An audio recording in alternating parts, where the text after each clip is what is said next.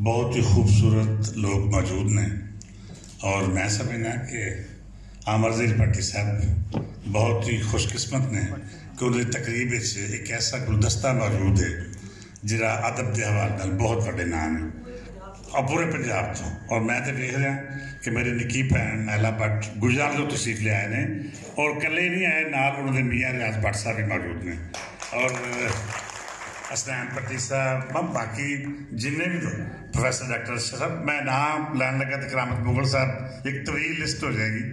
और इनकी मौजूदगी इस गल की अक्कास है कि ज़हीर भट्टी साहब का नाम अदब एक बड़ा नाम है।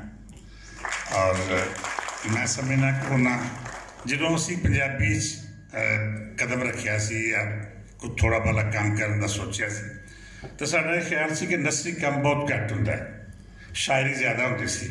और हमेशा मैं अपनी भैन नाल भी गिला करता था ससुर सदफ नाल भी कि नसर लिखने वाले लोग बहुत घट ने ते, लेकिन अलहमदुलिल्लाह हुण इस खेप बहुत सारे ऐसे बड़े नाम मौजूद ने जिन्हें नसर बहुत बड़ा काम किया और ना सिर्फ काम किया बल्कि बड़े बड़े बड़े एजाज भी हासिल किए।